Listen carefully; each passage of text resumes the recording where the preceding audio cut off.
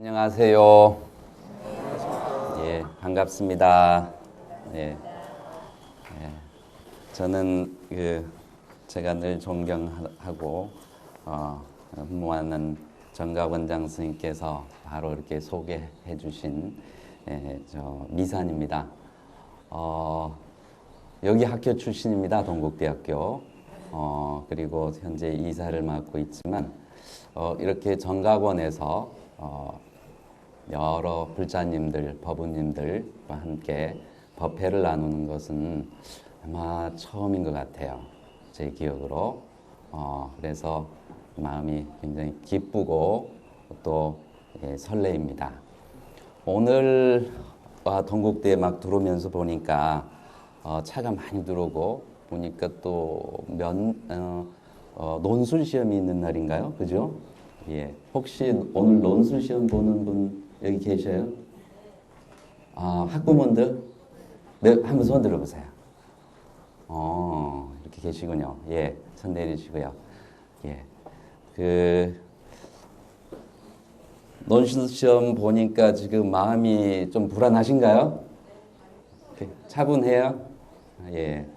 이따 제 이야기 들으면서 마음을 좀 잘 이렇게 안정시키고 또 이 기도라고 하는 것이 그냥 시험 잘 보게 해주십시오 하는 그런 일방적인 기도가 아니라 내가 내 마음을 차분하고 고요하게 하면 그 고요한 마음의 주파수가 아이들한테 지금 수능을 보는 그 자녀들한테 바로 전달이 되거든요. 그래서 더 실력을 충분히 이렇게 발휘할 수 있는 그런 환경을 만들어 줍니다. 그래서 이따가 그런 이야기를 좀 하면서 잠깐 고요한 마음을 이렇게 챙기는 그런 시간도 갖겠습니다. 오늘 이 토요법회는 제가 우리 원장 스님께 들어보니까 이렇게 꾸준히 이 주변에 계시는 그 불자님들께 또 일반 대중들께 부처님의 정법 가르침, 바른 가르침을 전하는 그런 법회라고 들었습니다. 그래서 이미 많은 훌륭한 스승님들, 스님과 교수님들, 법사님들께 이미 기초를 탄탄히 잘 갖춘 그런 상태라고 들었습니다. 그렇습니까? 이 대답이 조금 시원찮네요. 예, 일단 대답을 크게 하세요. 나 불교 이제 제대로 좀 바탕을 잘 이제 정리를 했기 때문에 좀 전문화된 깊이 있는 부처님 말씀을 좀 접했으면 좋겠다.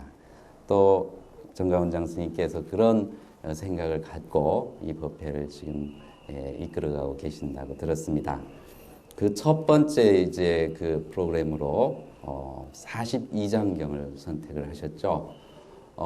제가 이 강의 요청을 받고 내심 굉장히 기뻤습니다. 왜냐하면 저는 초기불교 전공자인데 평상시에 42장경을 뭐 정독해서 열심히 보지는 않았지만 언젠가 42장경을 공부해서 처음 이 초기불교 중국 불교가 전해졌을 때, 불교가 인도에서 중국에 전해졌을 때의 그 모습을 한번 보고 싶다.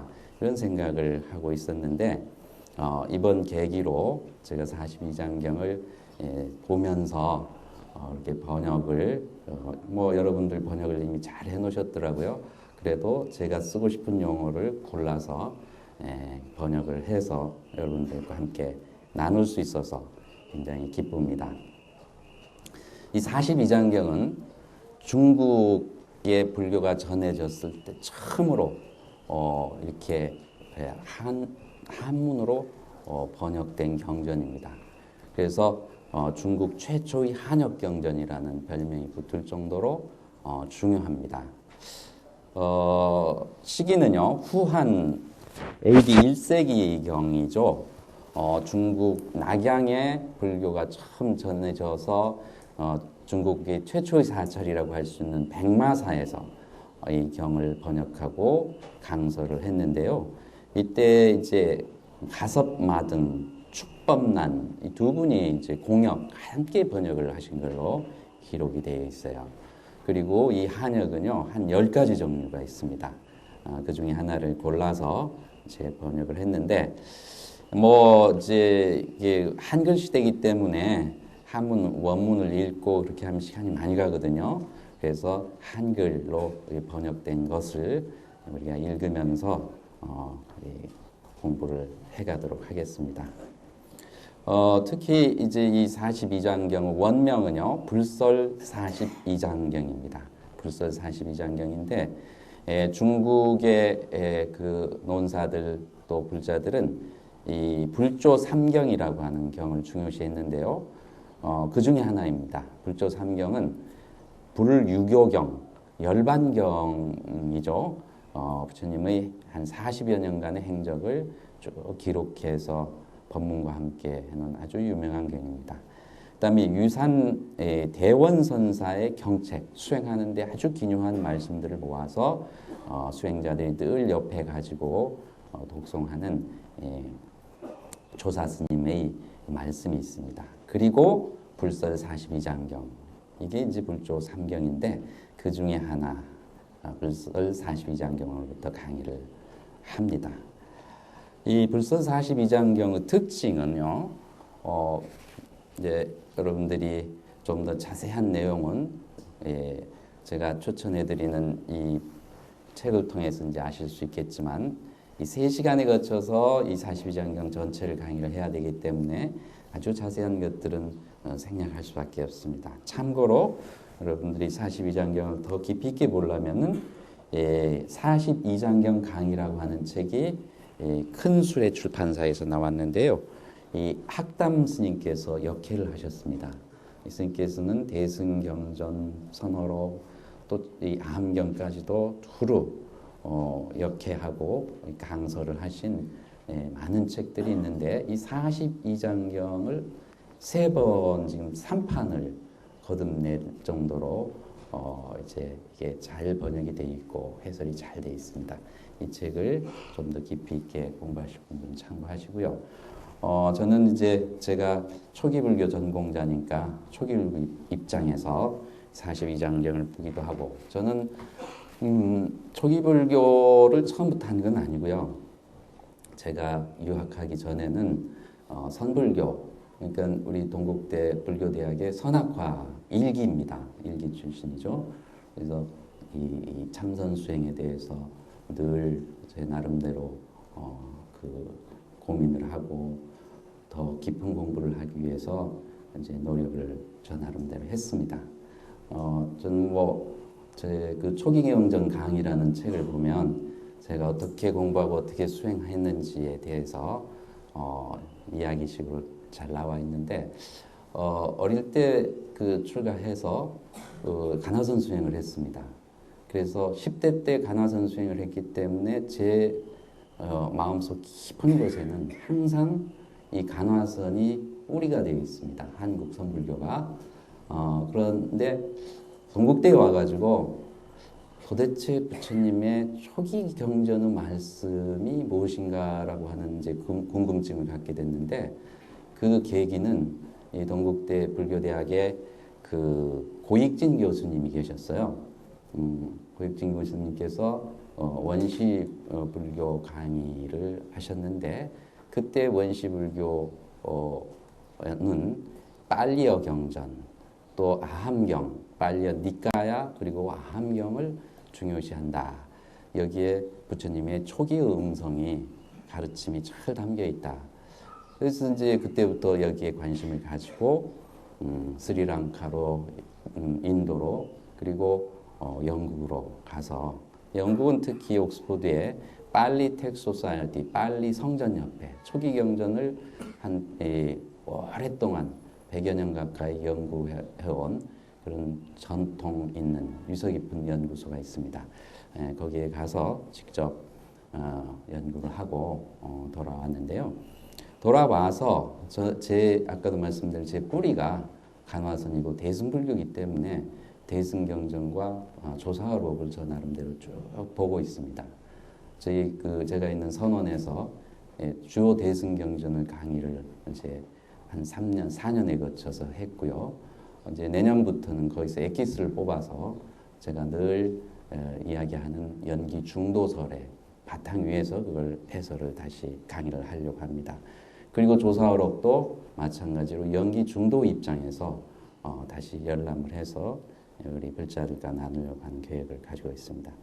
그런 입장에서 제가 이 그 42장경을 이번 기회에 다시 보니까 이 42장경이 굉장히 재미있는 경전입니다.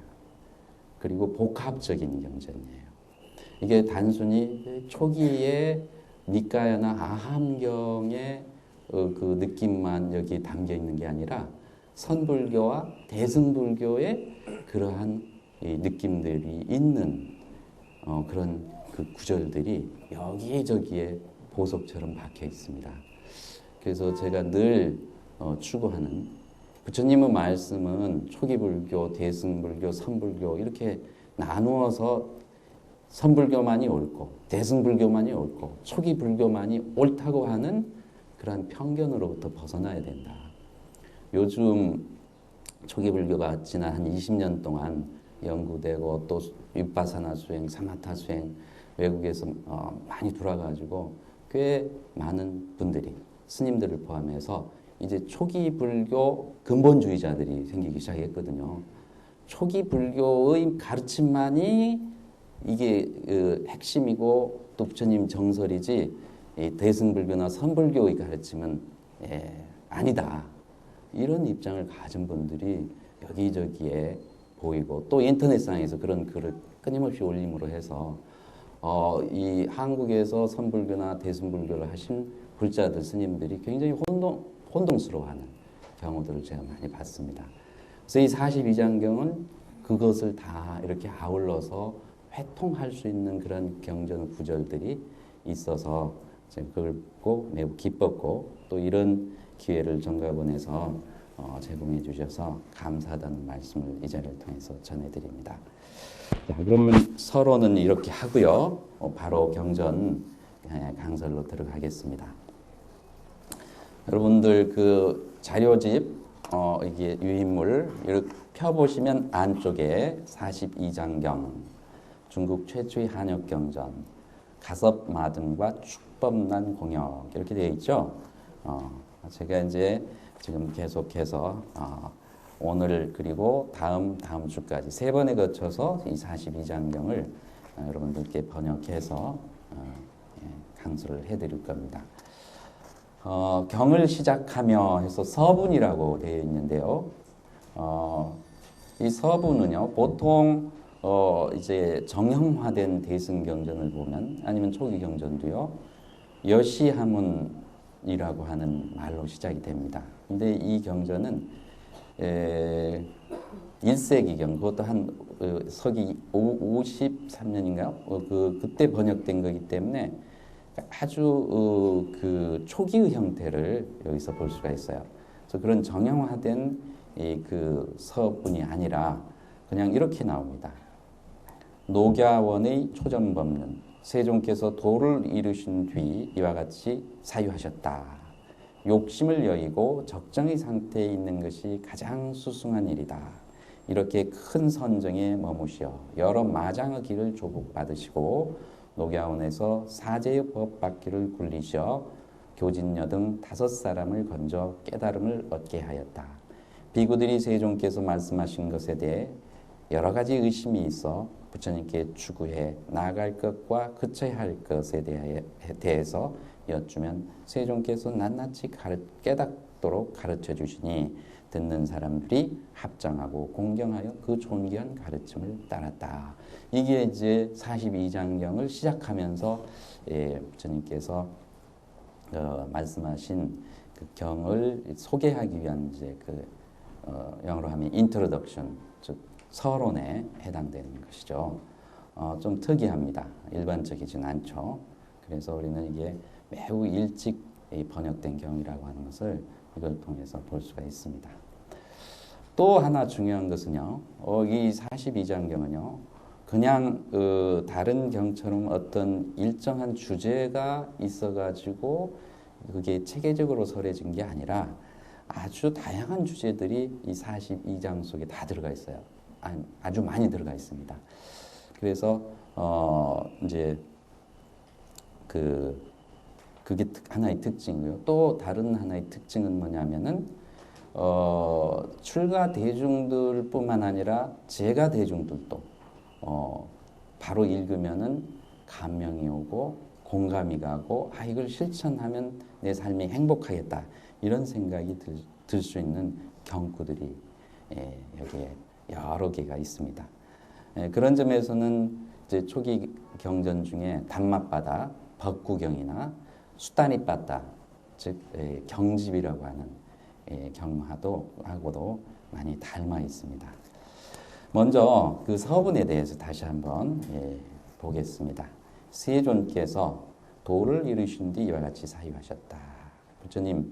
부처님이 다른 이름이 세존이죠. 부처님이 다른 이름은 10가지가 있는데 그 중에서 우리가 세존, 종기로움, 세상에서 가장 종기로운 분 이렇게 해서 바가반 세존이라고 합니다. 이 세존께서 도를 이루셨어요. 도를 이루시고 나서 그 도를 이루신 그 깨침의 내용을 모든 존재들과 나누셨거든요. 사람들과 나눴어요. 그것을 우리가 이제 불교라고 하거든요. 불교. 불교는 부처님의 가르침이다. 불자의 원래 의미는요, 산스크리트로 부타인데, 부타는 이 부드라고 하는 동사 원형에서 나왔어요. 부드는 to enlighten, to know, 깨닫다, 알다 그런 뜻이에요. 그러니까 깨닫는데 뭘 깨달았냐? 인생의 이치와 우주 만유 이법을 깨달았다. 그 깨달은 분을 우리가 부타라고 이야기를 하는 거예요. 중국에서는 불이라고 번역했고 우리는 부처님이라고 번역을 하죠. 그래서 그분의 가르침이 인생의 이치와 우주 만유 이법을 깨달아서 그 교훈을 우리와 함께 나누는 그 가르침이 바로 불교라고 하는 거죠. 그래서 도를 이루셨다, 깨달았다는 것은 인생의 이치와 우주 만유의 이법을 깨달았다는 거예요. 그리고 그걸 나누시려고 했던 것이 이제 이게 불교고, 또 우리는 그분을 높이 존경하고 모시고 그분의 가르침을 따라서 받들어 모시고 또 그분의 가르침을 전하는 스님들, 법사들을 모시는 삼기를 하지 않습니까? 이게 바로 이제 그 세존께서 도를 이루신 뒤 여기에 관련된 이야기입니다. 그래서 불교는 이제 부처님께서 우리에게 전하시려고 하는 아주 중요한 그 핵심 메시지가 있는데요. 핵심 가르침이 있는데 그게 뭐냐 하면은 이 세상의 모든 존재들은, 이 세상의 모든 것들은 서로 연결되어 있다라고 하는 가르침이에요. 모든 것들은 서로 연결되어 있어서 어떤 것 하나 소외되지 않고 어떤 것 하나 배제되지 않는다. 그렇기 때문에 서로 친밀함과 따뜻함을 함께 나누는 삶을 살아가야 된다 하는 것이 이제 부처님께서 도를 깨치시고, 즉 인생의 이치와 우주 만유 이법을 깨닫고 나서 우리들과 나누시고자 하는 핵심 가르침, 메시지입니다. 이것을 우리 불자들은 뭐라고 하냐 하면은 연기법이라고 그래요. 연기법. 근데 이 연기법은 조금만 더 깊이 성찰을 해보면 자비의 가르침과 직접적으로 연관되어 있어요. 그래서 제가 그랬죠. 모든 것은 서로 연결되어 있다. 그래서 따뜻함과 친밀함을, 친절함을 같이 나눠야 된다. 그랬어요. 달라이라마 스님 잘 아시죠? 달라이라마 스님께서는 세계적인 정신 지도자거든요. 제가 이번 여름에 동국대 그 경주 캠퍼스 의료진들하고 10일 동안 달람살라에 가서 이제 의료봉사 같이 하고 왔거든요. 그때 친견하고 여러 가지 말씀도 나누고 질문도 드렸는데 그 스님께서 늘 세계 시민들한테 하시는 말씀, 뭐가 좀 유명한 말씀인데 뭔지 아세요? 친절함, kindness가 나의 종교이다. Kindness is my religion. 친절함이 내 종교이다. 그래서 달라이라마 스님 하면은 이 그 자비의 상징이거든요. 그건 뭐 세계 사람들 종교를 떠나가지고 다 인정하고 받아들이는 사실입니다. 저도 이번에 가까이서 증견해 보니까 꼭 시골 할아버지 같아요. 이 경계가 없어요. 누굴 보더라도 손을 잡고 같이 이렇게 포옹해주고 너무나 따뜻하고 친밀한, 친절한 그런 그 기운이 몸에서 항상 풍겨 나오는 거예요. 이게 사실 불교가 추구하는 굉장히 중요한 면이거든요. 근데 왜 친절하게 같이 동고동락하면서 공감하면서 살아야 되느냐 하면은 우리는 따로 있지 않기 때문이죠. 연결되어 있기 때문이에요. 연결되어 있기 때문에. 그래서 그것을 분명히 알고 체득해서 실천하면 연기의 존재 사실을 분명히 알고 체득해서 실천하면 아는 것은 지혜이고 실천하는 것은 바로 중도행이면서 이게 자비행이에요. 그래서 불교는 부처님 가르침은 크게 두 개입니다. 하나는 지혜의 가르침이고 또 다른 하나는 자비의 가르침이죠. 이렇게 정리를 하셔야 돼요. 어떤 경우든지 지혜와 자비가 없으면 불교가 아니에요. 지혜만 있고 자비가 없다, 이건 불교가 아닙니다. 자비만 있고 지혜가 없다, 이건 또한 부처님이 진정한 가르침이 아닙니다. 이것은 두 개의 짝으로 새의 두 날개, 수레의 두 바퀴처럼 항상 같이 가야 됩니다. 이 42장경에서도 바로 이 핵심을 가지고 이 경전을 보면 그러한 그 내면에 숨겨져 있는 이 가르침들이 다 드러나기 시작합니다.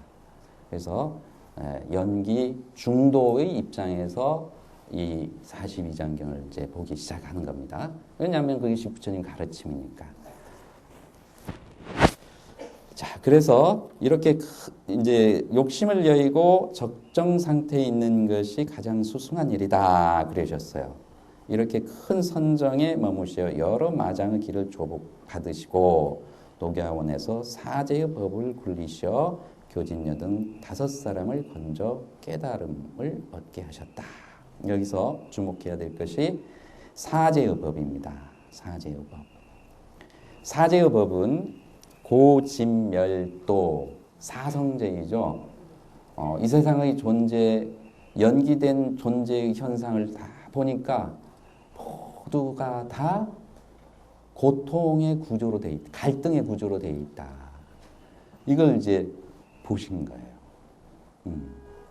근데 그 고통, 갈등, 괴로움의 원인이 무엇인가라고 추적해 보셨고, 그럼 보니까는 가래, 뭔가를 막 하려고 하는 그런 욕망, 이 집착, 이러한 것들이 그 고통의 바탕에는 늘 도사리고 있다는 거죠.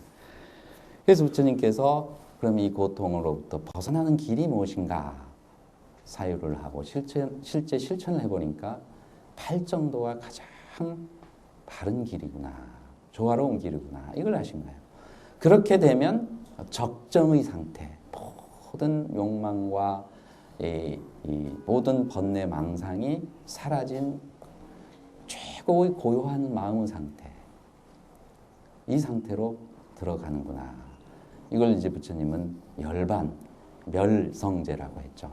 이게 사성제의 진리인데, 이 사성제의 진리는 부처님께서 인생의 이치와 우주 만유 이법을 깨닫고 나서 이것을 어떻게 사람들에게 직접 이론과 이치에 맞는 그 이론과 그 다음에 그 실제 행법을 가르쳐 줄 것인가, 이렇게 나름대로 깊은 사유를 하고 나서 체계화한 가르침입니다. 이 연기 중도법을 아까 제가 말씀드린 대로 이렇게 단순하게 이야기해서는 사람들이 충분히 이걸 받아들여서 실천할 수 없을 것이다, 이런 생각하시고 이 연기 중도 가르침을 사성제라고 하는 가르침의 체계, 틀로 재구성해서 이걸 설명을 이제 49년 동안 계속 설법을 하시게 됩니다. 이 경전이 어디에 나오냐 하면 처음에 이걸 이제 초전법륜경이라고 그래요. 율장에도 나오고 또 여기저기에 조금씩 나오는데, 빨리 그 밑가에 보면 이 초전법륜경이 이렇게 중요합니다. 왜 초전법문경이 중요하냐면 부처님께서 사실은 그 출가하셔서 처음부터 도를 다 깨치신 게 아니에요. 그 전에 6년 동안 인도의 기존 사상들을 전부 섭렵하셨습니다. 왕자이니까 최고 엘리트 교육을 받을 수 있었거든요. 그래서 이제 당신이 궁금한 모든 분야의 학문과 기회와 그리고 수행을 했어요. 그런데 당신이 늘 평소에 품고 있던 이 의심이 해결이 안 되는 거예요. 왜 인간은 태어나서 죽어야 되는지, 삶과 죽음 문제, 이 생사 문제들을 풀 수가 없는 거예요. 기존의 가르침을 가지고. 기존의 가르침, 어떤 가르침들이 있었냐면 인도 당시에 세상의 모든 존재, 이 현상들, 이 존재하고 있는 모든 것은 이 아주 존귀로운 이 절대신이 있어서, 전지전능한 절대신이 있어서 창조했다는 거예요. 이게 존우론이라고 하는 이제 그 철학 사상이죠. 그게 사실 인도의 가장 중요하고 인도 문화, 인도 전체 삶을, 인도인들의 삶을 지배한 사상이었어요. 신이 창조했다는 거예요. 근데 지금 우리가 살고 있는 이 21세기에도 서양의 기독교 사상, 신이 모든 것을 창조했다라고 하는 이 사상이 많이 널리 퍼져 있지 않습니까? 근데 인도에도 부처님 당시에 그랬다는 거예요. 근데 부처님께서는 그 말씀을 다 공부하고 나름대로 토론을 통해서 끝까지 갔는데 납득할 수 없는 부분들이 너무 많은 거예요. 두 번째는 그 사상 중에 그 세상의 모든 존재 현상들은 이 시질과 날줄, 운명이라고 하는 시질과 날줄로 형성돼서 이루어진 것이다. 즉 숙명적으로 이루어진 것이기 때문에 우리가 노력해도 쓸데없고 이미 타고난 거야. 이런 입장을 가진 그런 사람들이 굉장히 많았어요. 그런 지도자들이. 요즘 이제 우리 그 현대 사회에서 우리 불자님들도 점초가 되면 토정 비결 보고 그다음 사주 관성 보러 다니잖아요. 또 이제 입시철이 되면 우리 아들 이번에 동국대 들 것인가 말 것인가 가가지고 또 이거 보고 다니고, 요즘은 학생들이 압구정동에 가서 뭐 사주 카페에 가서 다 보더라고요. 근데 그거 봐봤자 아무 효용이 없습니다. 오히려 마음만 불안해져. 뭐 좋은 이야기 해주면 조금 도움이 될 수도 있겠지만 나쁜 이야기 들으면요, 그게 마음에 씨처럼 박혀서 실제 사실과는 다른 생각을 해서 오히려 그쪽 나쁜 쪽으로 가게 되는 이런 현상이 나타나게 되죠. 그래서 부처님 당시에도 그런 숙명론자들이 너무 많은 거예요. 세 번째는 우연론자들이에요. 세상에 어떤 법칙이 있는 게 아니고 신이 지배하는 것도 아니고 숙명이 있는 것도 아니고 그냥 우연히 존재들이 일어났다 사라지고 나도 우연히 태어났다 이 세상에 있다가 가는 거다. 그래서 마음대로 그냥 살다가 가면 돼. 우리 현대사회도 있죠. 물질주의자들. 세상 모든 것은 물질로 이루어졌어. 그러니까 이 정신세계에 대해서는 그 물질이 하나의 표현이라고 생각하고 너무 집착하지, 너무 구애받지 마. 쾌락을 즐기면서 살아. 거기에 행복이 있어. 등등의 그런 세계관을 이야기했죠. 부처님 당시에. 근데 지금도 마찬가지예요. 그래서 부처님 이 세 가지 존우론, 숙명론, 우연론을 지향하면서 도대체 세상의 존재 이치가 어떻게 이루어졌는지를 나름대로 깊이 사유하고 깊은 의식세계에 들어가서 이 진리를 깨닫기 위한 노력을 하신 거죠. 그 결과 이 세상의 모든 존재는 연기적으로 하나로 연결되어 있고, 그래서 서로 자애와 연민, 사랑과 연민을 베풀면서 살아야 되는 게 우리 인간들의 도리구나. 이걸 확실하게 깨친 거예요. 그것을 깨치고 나서 옆을 돌아보니까 이미 자기 동료들은 다 떠난 거라. 5 비구들이, 이 5 수행자들이 정말 불철주야 열심히 고행난행을 하면서 같이 도반으로서 공부를 했는데 그 도반들이 다 떠났어. 그래서 그 도반들이 생각이 나서 그 도반들을 찾아서 우르벨라로 떠나십니다. 녹야원이죠. 그러니까 그 도반들 5사람이 열심히 정진을 하고 있다가 이 부처님을 먼 곳에서 보고 그냥 자기도 모르는 사이에 벌떡 일어나서 절을 하면서 이 도반이었던 고다마 시타르타를 맞이하죠. 이게 이제 초기 경전, 초전 법륜경에 보면 나옵니다. 그래서 그 자리에 무릎을 꿇고 앉아서 그냥 부처님이 내가 설법을 하겠다가 아니고 그분들이 자기도 모르는 사이에 일어나서 설법을 해 주십시오 한 거예요. 왜냐하면 깨치고 난 다음에 그 광희가 빛이 온몸에 가득하고 모든 것이 지혜와 자비였던 에너지로 다 감싸지니까 그냥 그 자리에서 법을 청한 거예요. 부처님이 자연스럽게 처음으로 법을 설하신 것이 바로 이 사성제 법문입니다. 그래서 이 42장경도 이 사성제 법문에 대해서 이렇게 말씀을 하고 계셔요. 그래서 교진녀 등 5비구를 이제 교하셨다. 그 뒤에 이제 이 제자들이 여러 가지 삶의 이치에 대해서 우주 만유 이법에 대해서 다시 여러 각도에서 여쭈은 거죠. 그래서 이제 1장부터 이렇게 쭉 전개가 됩니다. 자, 그러면 1장을 한번 보시겠습니다. 그 서장의 적정, 선정 이것에 대해서는 뒤에 나오니까 그때 다시 해설을 하죠. 큰 자유를 얻는 출가 사문의 길이라 그랬는데요. 부처님께서 말씀하셨다. 친족을 떠나 출가하여 마음을 알고 그 바탕에 사무쳐서 무의법을 깨달아 사문이라 말할 수 있다. 늘 250개를 행하여 추구해 나아감과 그침이 맑고 깨끗하다. 4가지 참된 진리를 행하여 아라한을 이룬다. 아라한은 오고 감이 자유롭고 변화를 마음대로 하여 영겁토록 목숨을 누리며 하늘과 땅에서 조화롭게 살아간다. 다음은 아나함이 되는 것이니 아나함은 목숨을 마치면 영신이 19번째 천인 무상천에 올라가 아라한의 길을 얻게 된다. 다음은 사담이 되는 것이니 사담이라는 것은 한 번 하늘에 올라갔다 한 번 이 세상에 돌아와 아라한을 증득하게 된다.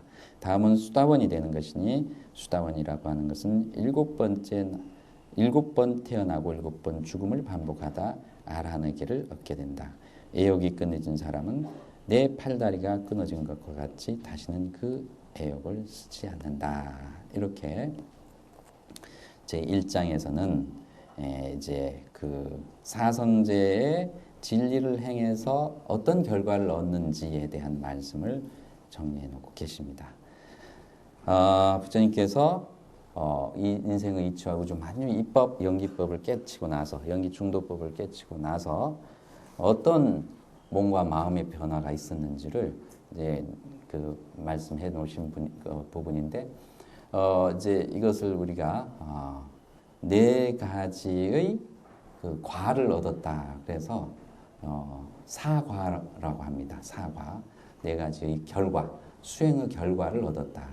근데 이 수행의 결과는 뭐냐 하면은 그 우리가 갖고 있는 욕심을 얼마만큼 잘 이 번뇌를 얼마만큼 잘 그 제거했냐, 없앴냐에 따라서 이제 이 수행의 그 계위가 나눠집니다.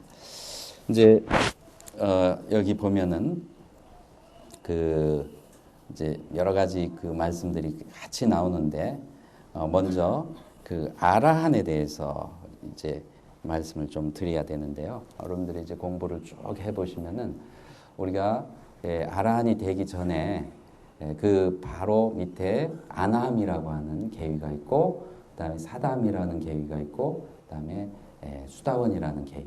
이 계위들은 초기 경전이나 여러 대승경전에서도 언급이 되고 있어요. 그런데 그 이 4계위의 수행을 해서 거기에 들은 분들을 우리가 성자라 그래요. 근데 이 성자들과 범부들의 차이가 뭐냐 이렇게 이야기했을 때 10가지 족쇄가 있느냐 없느냐를 가지고 이제 그 구분을 합니다. 10가지 족쇄라고 하는 것은 뭐냐 하면은 우리 그 아주 마음속에 있는 번뇌들 중에서도 근본 번뇌들이에요.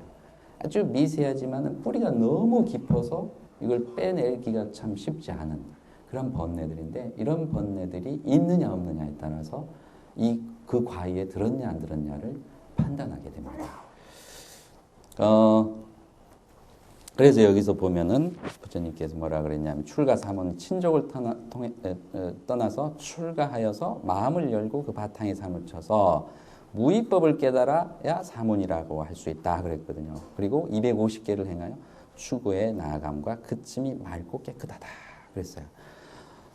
여기서 250개는 이제 계율을 이야기하고요. 그 다음에 끝이 있고 나아간다 했을 때 그 그침은 선정을 이야기해요.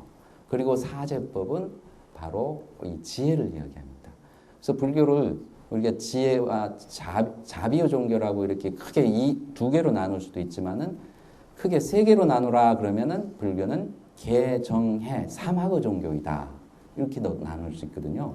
그래서 250개는 비구 스님들이 지켜야 되는 삶의 그 규칙과 규율이고요. 도덕적 규범이고요. 비구니 스님들은 348개죠. 그리고 이 정은 마음을 고요하게 해서 깊은 산매에 드는 거예요. 아까 서장에서 부처님께서 적정의 상태에 있어서 많은 그 마군들을 조복받았다 그러거든요.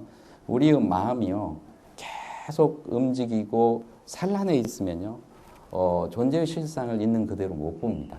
그러면은 이 그 지혜가 생겨날 수가 없어요. 그래서 불교 수행에는 이 선정 수행을 매우 중요시하죠. 선정 수행은 지혜가 드러나게 하기 위한 하나의 바탕이 되기 때문에 중요한 거고요. 선정이 제대로 되려면 또 이 계율을 잘 지켜야 돼요. 그래서 이 계정의 사막은 항상 같이 산발이처럼 잘 균형이 맞춰져야 된다. 이렇게 이야기할 수가 있습니다. 그래서 이 아라한까지 가기 위해서 이 사과를 얻기 위해서는 계정의 사막을 두루 잘 닦아야 돼요. 그랬을 때 이제 수다원 도가에 들어가요. 중생들은 수다원 도가에 들어가기 전까지는 끊임없는 번뇌에 시달립니다. 끊임없는 번뇌에 시달려요. 이 번뇌들을 어떻게 끊어낼 것인가가 이제 가장 중요한 것인데요. 이제 큰 번뇌들은 우리가 여기 와서 법회를 하고 또 참선을 하다 보면 이렇게 사라집니다. 여러분들도 여기 처음 아까 들어오셔가지고 이 종교적인 의식 연부를 하고 스님들과 같이 참선하고 스가모니불 정근을 하고 이렇게 했을 때 이미 마음에 큰 번뇌들이 사라졌거든요. 그래서 차분해지고 맑아졌거든요. 그렇죠? 안 그랬습니까? 예. 그래서 그렇게 된 마음 상태는 이 큰 번뇌들이 이제 사라지고 고요한 우리의 본래 깨끗한 마음 상태로 돌아가는 과정이 있어요. 근데 그렇더라도 여러분들이 참선을 해보면 자꾸 번뇌가 일어나거든요. 조금 이렇게 고요해지려고 그러면은 평상시에는 전혀 나지도 않은 어릴 적 생각들이 막 떠오르기도 하고, 그리고 별로 평상시에 생각지도 않은 것들이 막 떠오르기 시작해요. 이 마음이 이제 고요해지기 시작했다는 신호일 수도 있어요. 그런데 그런 번뇌들은요, 안으로 들어가면은 그것보다 더 미세한 번뇌들이 있어요. 첫 번째 그 아주 미세한 번뇌 세 가지가 뭐냐 하면은, 첫 번째는요, 이 몸이 나라고 하는 생각을 의식적으로 무의식적으로 하고 사는 거예요. 이 몸이 나라고 하는 생각을 떨쳐버리지 않고 살아요. 의식적으로 무의식적으로. 한번 실험 한번 해볼까요? 이 몸이 나라고 하는 생각 속에서 우리가 늘 살고 있다고 하는 것은, 여러분들 그 자녀들 굉장히 사랑하고 좋아하죠? 남편이나 아내 사랑하고 좋아하죠? 근데 그렇게 좋아한다고 하는데 남편 머리에 불 붙었을 때 어떻게 합니까? 아이고 칠칠 맞게 무슨 불이 붙어가지고 불 좀 꺼! 그런다고요. 자녀들 머리에 불 붙을 때 어떻게 해요? 아이고 내 자식 큰일 날 거야. 바로 꺼주죠? 자기 머리에 불 붙을 때 어떻게 해요? 말할 필요도 없잖아. 그냥 즉각적으로 끄잖아요. 그죠? 우리 스님들은 머리에 불 붙을 일도 없네. 자기 자신을요, 가장 가장 소중하게 여기면서 자기 몸을 자기라고 동일시하고 있어요. 그런데 수다원 도업가에 들어가면 이 몸이 연기적으로 이루어진 오온에 불과하지 내가 아니구나 라고 하는 것이 너무 선명하게 자각이 되는 거예요. 이게 첫 번째 족쇄가 떨어져 나가는 거예요. 두 번째 족쇄는요.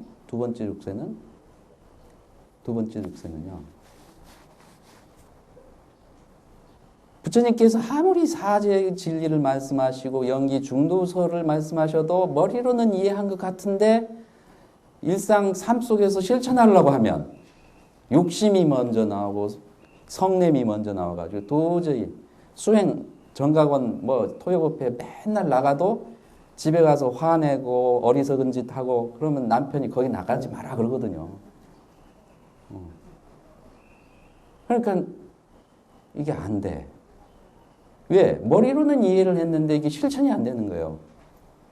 부처님 가르침, 사성제의 진리가. 그런데 수다원 도가에 들어가면 이제 이해뿐만 아니라 몸으로 바로 실천할 수 있는 바탕이 마련이 돼요. 왜? 의심이 사라져버리기 때문에. 이 의심이요, 우리 삶의 굉장히 큰 번뇌 중에, 근본 번뇌 중에 하나예요. 진리를 가르쳐줘도 그걸 의심해버려요. 근데 의심이라고 하는 번뇌 요소가 딱 사라지면서 정말 이 사성제가 진리구나. 연기 중도법이 인생의 이치와 우주 만유의 이법을 드러낸 진리구나. 이것이 너무 절절하게 뼛속 깊이 각인이 돼서 그냥 이제 행으로 나오는 거예요. 이게 이제 수다원 도가에 들었을 때 나오는 현상이에요. 세 번째는요. 이 종교적 의식이나 의례 이러한 것에 집착하지 않는 거예요. 사실 여러분들 누구한테요 좀 이상한 말 들으면 굉장히 그게 마음속에 깊이 박히거든요. 아까 제가 사주 관상 보시는 분들이 나쁜 이야기하면 그게 씨처럼 박힌다 그랬잖아요. 좋은 이야기 해서 박히면 좋을 텐데 그건 또 의심합니다. 꼭 그럴까? 사주 관상이 맞나? 그래서 그러한 의례의식에 우리는 본질적으로 거기에 집착하고 그것을 추앙하는 심리적 요소가 있어요. 이건 부처님이 이걸 번뇌라 그랬어요. 옛날에는 탁발하는 스님들이 이제 제대로 된 스님이 아니라 직업승이죠. 가가지고는 이 집에 우환이 낀 것 같아. 어디 절에 가서 불공을 좀 하라고. 내가 해줄 테니까 금반지나 금가락지, 금목걸이 있으면 주라고 해가지고 그런 사기 행각을 많이 했거든요. 그러니까 그때 그 말을 들으면 그 사람들은 그냥 순간적으로 거기에 집착하고 그걸 믿는 거예요. 왜냐하면 우리 마음속에 그런 번뇌들이 있기 때문에. 그런데 사실은 이 수다원 도가를 얻게 되면 그런 번뇌들이 싹 사라져요. 그래서 어떠한 신비적인 요소의 신비적 현상에 있어도 거기 현혹되지 않아요. 그래서 마음이 항상 편안하고 맑은 거예요. 이 세 가지 번뇌가 사라지게 되거든요. 그러면 이제 수다원 도가에 들었다 그래. 그 다음에 두 번째는요. 두 번째 이 사다함은 이 세 가지 번뇌가 완전히 사라진 상태에서 어떤 번뇌들이 줄어드냐면 욕망이 줄어들어요. 특히 성적인 욕망이 줄어들어요. 수다원 도가에 들어도 성적 욕망은 남아있어요. 두 번째는 악의, 분노, 즉 성내는 마음의 그 씨앗이 약해져요. 사라지지는 않아요. 사다원 도가에 들어가도. 이 두 가지 이 족쇄가 점점 풀려가기 시작해요. 근데 우리가 삶을 살아가면서 정말 힘든 게 뭡니까? 욕심 줄이는 거죠. 여기서 계속 나옵니다. 그리고 또 힘든 게 뭡니까? 화내지 않는 거잖아요. 근데 사다음 도가에 들어도 이 욕심과 이 화내는 것은 근본 뿌리가 뽑히지 않아요. 그럼 조금 안심되지 않나요? 이게 이 토요법에 계속 나왔는데 화내는 것은 옛날하고 똑같은 것 같고 조금 나아지긴 했는데 욕심도 옛날보다 조금 덜 부리는데 아직도 안 됐어. 안심하세요. 이 사다음 도가에 들어가도 그게 자유롭게 안 돼요. 언제 그게 자유롭게 되냐? 아나함 도가에 들어갔을 때 이 두 가지가 툭 떨어져 나가면서 또 5가지 족쇄가 남아요. 그 족쇄는 뭐냐면 시간이 많이 없으니까 빨리 말씀드릴게요. 미세한 물질 세계에 대한 욕망이 남아있어. 이게 이제 색계에 대한 욕망이에요. 무색계, 아주 순수 정신 세계에 대한 욕망이 그대로 남아있어. 그리고 또 남아있는 게 뭐냐면은 만심, 자만심이야. 나다라고 하는 생각이 안 떨어져요, 그때까지. 수다운 도가에 들어갔을 때 몸이 내가 아니다라고 하는 것은 분명한데 내 생각이나 내 사상이나 내 믿음은 나라고 생각하는 거예요. 아나함 도가에 들어갔어도. 그리고 우리가 어떤 상황에 갔을 때는 아주 미세한 동요가 있어요. 움직임이 있어. 그래서 뭔가 내가 참선도 잘하고 수행이 진전됐다고 생각하는데 특히 가족들이 염장을 질렀을 때 마음이 확 뒤집어지는 거야. 그렇지 않나요? 가족들하고 관계되어 있는 어떤 불쾌한 일이 있을 때요. 속상한 일이 있을 때는요. 열심히 수행을 했다가도 그게 확 뒤집어집니다. 그게 뭐냐? 동요의 번뇌가 아직 안 빠졌기 때문에. 그 다음에 마지막이 무명입니다. 무지. 이것이 이제 우리 근본 번뇌예요. 이 5가지가 송두리째 빠져나가는, 뿌리째 뽑히는 때가 언제냐면 아란이 됐을 때 그래요. 그래서 부처님은 우리가 이 대아란, 성도를 했을 때 이 10가지 족쇄가 다 풀리고 온전한 그러한 적정의 상태에 드셔요. 그래서 몸과 마음이 깃털처럼 가볍고 세상이 그냥 그대로 있는 그대로 무의자적한, 이 아까 서론에서 무의법이라고 그랬죠. 그냥 모든 존재가 일어나기 이전에, 발현되기 이전의 상태로 마음이 적정 상태에 드는 거예요. 이게 이제 큰 자유고 변화인 것이죠. 그래서 아라는 오고 감이 자유롭고 변화를 마음대로 해. 그래서 영겁도록 목숨을 누리며 하늘과 땅에서 조화롭게 살아간다 그랬어요. 영겁토록 목숨을 누린다. 우리가 적정의 상태에서 번뇌가 다 사라진 그 마음자리를, 청정무구한 마음자리를 완전히 체득했을 때, 선가에서는 그 견성이라고 그러죠. 했을 때 영원한 생명이라고 하는 것이 그대로 여기서 증명이 되는 거예요. 그래서 이 자리에서는 나고 죽는 것이 없구나. 이 자리에서는 그대로 온통 모든 것이 하나이구나. 일심이구나.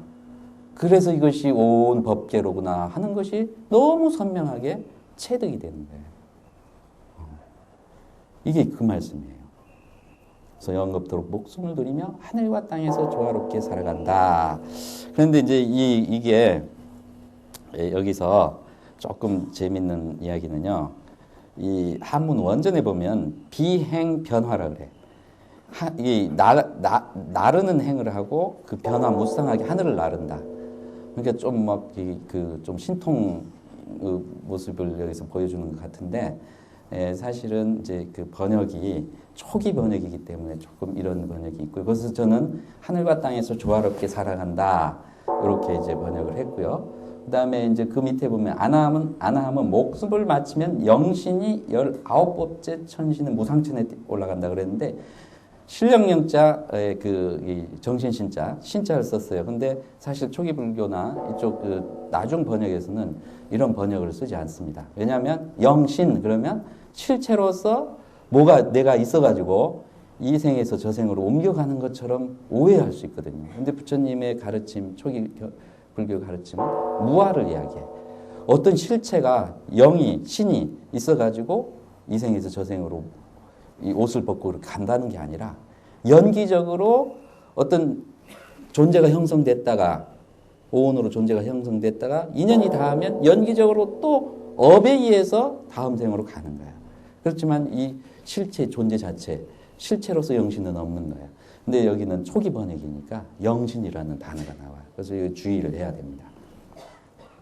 그래서 19번째 천인 무상천에 올라간다. 그래서 이제 아나함은 이렇게 해서 그 하늘나라에 태어났다가 나중에 이제 아라한이 되는 거고요. 사담도 이제 한 번 다시 태어났다가 아라한이 되고, 수다원은 7번 이제 반복했다가 아라한이 된다. 이렇게 나와 있습니다. 자, 그러면 이제 여기까지 하고 제2장은요. 도는 스스로 높고 거룩한 것이다. 자, 여기는 같이 한번 이제 제가 이 좌정을 올리면 여러분들이 같이 합성을 하시면 좋겠습니다.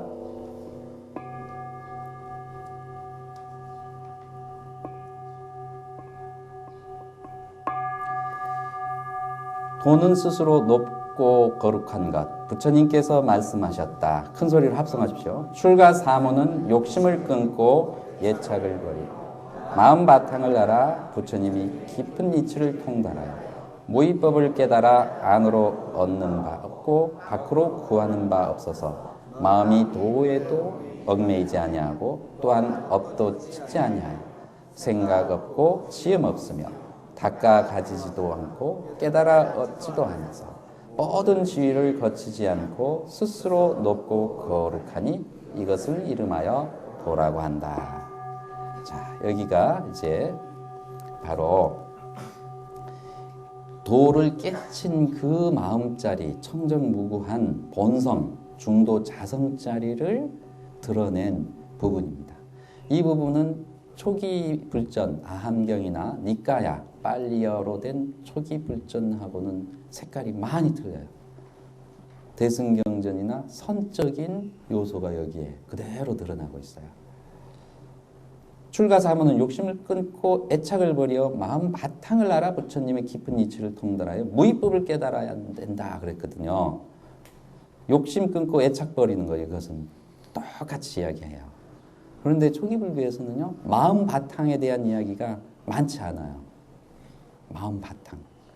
우리가 지금 생각하고 어떤 느낌을 가지고 감정에 사로잡히고 또 이렇게 말을 듣고 하는 것들은 전부 무엇의 작용이에요? 마음 바탕의 작용이에요. 그죠? 마음의 바탕에서 일어나는 많은 작용들이거든요. 근데 이런 방식으로 이제 이야기를 초기경전은 잘 안 해요. 마음 바탕 이야기를 안 합니다. 그런데 이 42장경에서는 이 마음 바탕 이야기를 해요. 이게 굉장히 중요한 부분이에요. 여러분들 마음 바탕에 대해서 한번 생각해 보신 적이 있나요? 전혀 생각 없이 사시죠? 마음 바탕. 한번 실험을 해봐요. 직접 실험을 해볼까요? 여러분들 자세를 좀 허리만 반드시 세우고 아주 마음을 고요하게 해보세요. 눈은 감으시고요.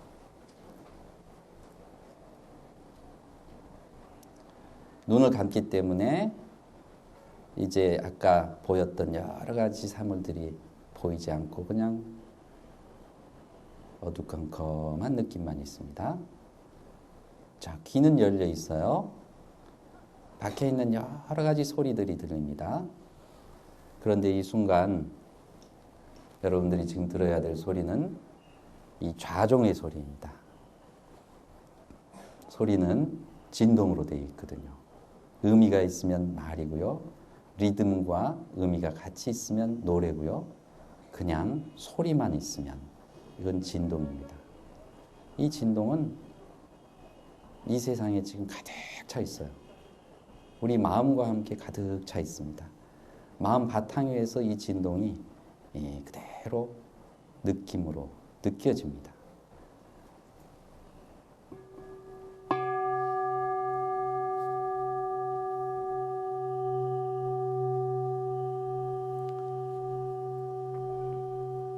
이 소리에 그대로 마음을 실어서 진동에 마음을 실어서 그대로 함께 하세요. 모든 생각과 감정들이 일어나면 그냥 흘려보내고 오로지 마음을 이 진동에, 소리 진동에 실어주세요.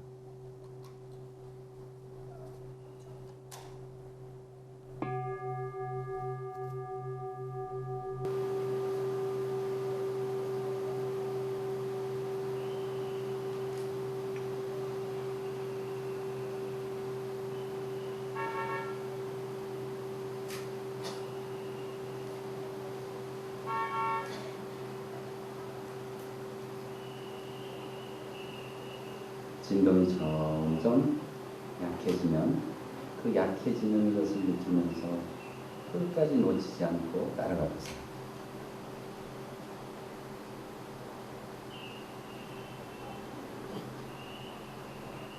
진동이 완전히 사라질 때까지 쭉 따라갑니다. 밖에 다른 소리들은 다 배제하고 이 자정 소리만 아예 들리지 않을 때까지.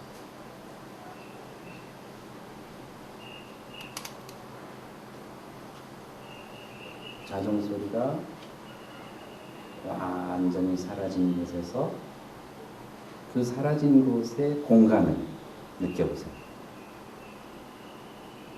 소리가 사라진 그곳의 공간을 느껴보세요.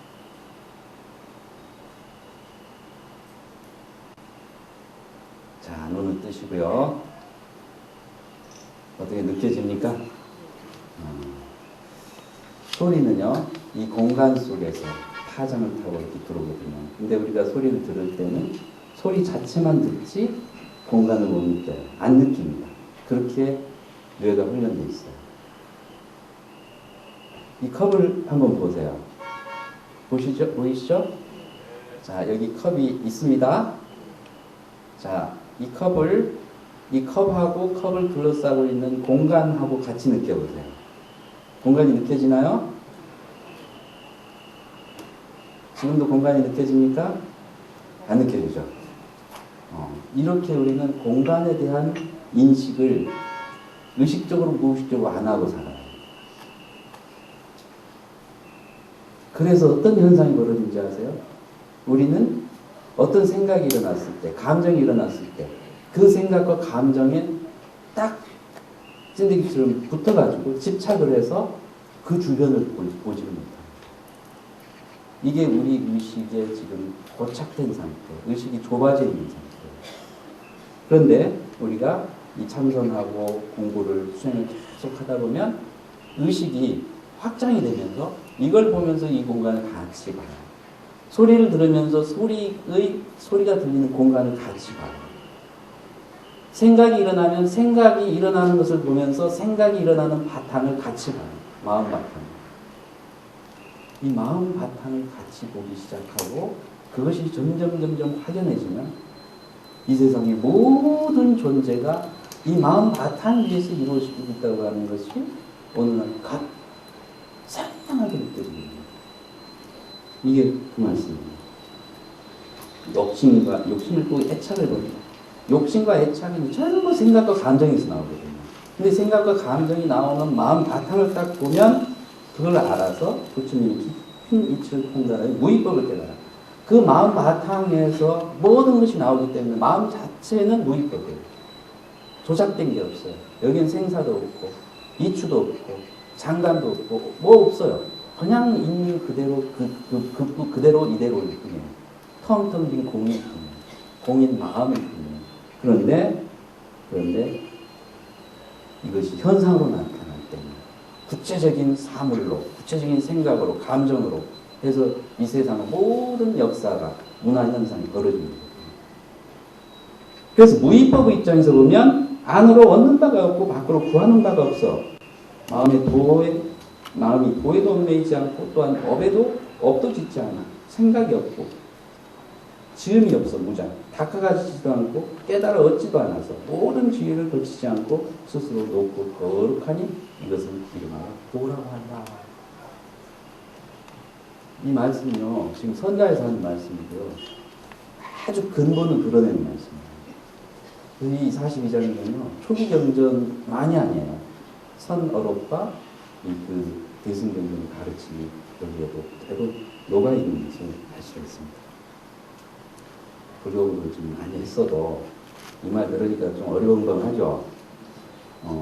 이제 단야신경을 공부하셔야 돼요. 그러면 원장선생님께서 아까 그 단야신경 공부를 하도록 이제 또 하신다고 그러더라고요. 이런 대승경전하고 같이 공부를 하면 이런 부분들이 훨씬 선명하게 드러나고 실제 수행에 있어서는 이것만 보는 게 아니라 바깥을 같이 바탕을 볼 수 있는 힘이, 마음의 힘이, 근육이 자꾸 붙어야 돼요. 시험 보는 사람들 지금 논술 시험 막 보고 있나요? 그 논술 시험 보는 그 자체에만 집착을 하고 우리 아들 지금 빨리 잘 봐야지 거기에 신경 쓰면 마음이 더 불안하고 초조해집니다. 그래서 어떻게 하는지 아세요? 잘 봐야지 하는 그 마음이 일어나는 그 바탕을 보면 마음이 굉장히 편안하죠. 전번에 그 리듬 체조 유명한 선수 있었죠? 그 아주 이쁜 손현재 그분이 혜민 스님한테 이제 혜민 스님이 아마 메시지를 보낸 것 같아요. 트위터에서. 그랬더니 책도 보내주고 그랬더니 이 큰 대회를 앞두고 마음이 너무 불안하고 초조하다고. 그러니까 혜민 스님이 뭐라고 이제 대답을 해줬냐면, 나도 4,000명, 5,000명 이렇게 모인 관중들 앞에서 강연을 하려면 막 초조하고 불안하다. 근데 나는 어떻게 하냐면은 나를 보지 않고 마음을 저 바깥에 두어서 마음을 크게 두어가지고 저 사람들이 얼마나 즐거워하고 얼마나 기뻐하는가를 보게 되면 나를 잊어서 마음이 편안해져서 강연이 아주 멋지게 잘 되는 걸 경험했다. 그러니까 너도 네 자신이 잘할까 못할까 이렇게 막 여기에 집중하지 말고 열광하는 좋아하는 관중들을 보면서 이렇게 해봐라. 그렇게 이야기를 해줬다고 스포츠 조선에서 나왔더라고요. 그게 뭡니까? 마음을 크게 쓰는 거예요. 마음 바탕으로 이렇게 쓰는 거예요. 그게 이제 이런 말씀의 어떤 핵심이라고 볼 수가 있습니다. 하나만 더 하고 지금 이제 곧 끝나야 되죠? 예. 이게 다 못하면요 다음 주도 있고 계속 연달아서 강의를 할 거니까 이걸 이제 그대로 가져오시면 됩니다. 수행자의 길, 소욕지족의 삶, 부처님께서 말씀하셨다. 같이 독송하겠습니다. 수행자의 길, 소욕지족의 삶. 부처님께서 말씀하셨다. 수염과 머리를 깎고 사문이 되어 진리의 가르침을 받는 자는 세상의 재물을 버리고 밥을 빌어 만족을 느끼며 하루에 한 끼만 먹으며 한 나무 아래서는 하루만 잘 뿐 2번 자지 말라. 사람을 어리석게 하여 제 눈을 가리는 것은 애착과 욕심이니라. 이 말씀은 수행자가 사문은 이제 수행하면서 집 없이 여기저기 떠돌아다니면서 이제 걸식을 하고 또 수행 공동체에 들어가지 않고 이제 혼자 생활을 하는 사람들을 말하는데요. 부처님 당시에도 이런 사문들이 많았죠. 근데 부처님은 이제 이런 사문들을 모아서 공동체를 만들고 그렇게 이제 계율을 정해서 수행을 같이 했습니다. 그래서 이때 그 부처님 당시의 수행의 그 현장을 공동체를 우리가 이제 느껴볼 수 있는 그런 경험 구절인데요. 그 머리를 깎는다 하는 것은요, 스님들께서 왜 머리를 깎는지 아세요? 예? 이 번뇌, 이게 무명초라고 그럽니다. 스님들은 이 머리가 있으면 이게 이 번뇌들이 무성해. 그래서 이걸 싹 깎고 나면요 기분이 좋습니다. 마음이 맑아집니다. 거사님들도 한번 깎아보세요. 근데 요즘은 스님들만 깎는 게 아니라 노조하고도 깎고 뭐 데모하고 깎고 그 다음에 서양 사람들은 많이 깎고 다녀요. 가수도 깎고. 근데 이 깎아보세요. 진짜 좋습니다. 이게 세수할 때요 그냥 머리도 함께 감아도 되고요. 샴푸 필요 없지, 빗 필요 없지. 그 다음에 아까 머리에 불 붙여도 불 안 붙지. 편리한 게 너무 많아요. 깎은 짐에 여러분들 자녀들 있으면 우리 스님들 같이 출가를 시키세요.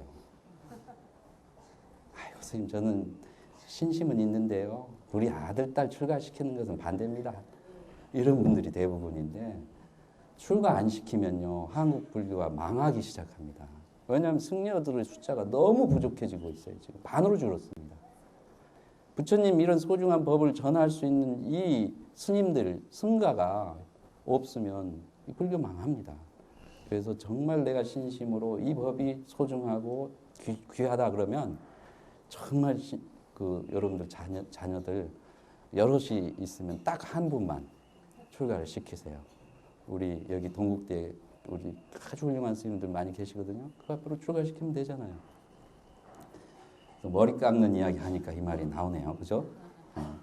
그래서 이 머리를 깎고 사문이 되어 진리 가르침을 받는 자는 세상에, 예, 그렇죠. 재물을 버리고 밥을 빌어 만족을 느껴요. 하루 한 끼만 먹어도 아주 만족스러운 거예요. 이게 사실 지금 우리가 사는 이 세상은요, 먹는 것이 많아서 먹거리가 너무 풍족해서 병이 생기거든요. 당뇨니, 고혈압이 전부 너무 잘 먹어서 생기는 부르주아 병이거든요. 그런데 이 하루 한 끼, 일종식, 부처님 당시 일종식을 했습니다. 지금 저 남방불교국가에서는 탁발하고 거기는 아침하고 점심을 주로 먹습니다. 저는 12시간 넘으면 오후불식 안 먹습니다. 그렇게 되면 사실은 이 정신이 맑아지고 몸이 맑아져서 수행을 잘 할 수 있고, 그 다음에 한 곳에서 하루 이상 자지 마라 하는 것은 우리가 한 곳에 머물기 시작하면 그곳에 집착심이 생겨요. 그래서 수행자들은 한 곳에 그렇게 머물지 마라. 이렇게 이제 좀 극단적이기도 하지만 그 당시에는 이런 삶을 살도록 했다는 겁니다. 왜냐하면 애착과 욕심이 생기니까. 그 다음 이제 4장부터 10장까지 비슷한 이야기들이 여러 각도에서 이제 진행이 됩니다. 오늘은 첫날이고, 그래서 제가 서론 부분의 말씀을 드리다 보니까 10개를 다 못했는데요. 다음 시간에 이제 다시 또 이걸 경전을 번역해서 나눠 드릴 겁니다. 오늘 법문한 이 자료도 가져오시고요. 또 다음 시간에 오시면 또 다른 자료를 받으실 겁니다. 오늘 여러분들 경청해 주셔서 감사합니다.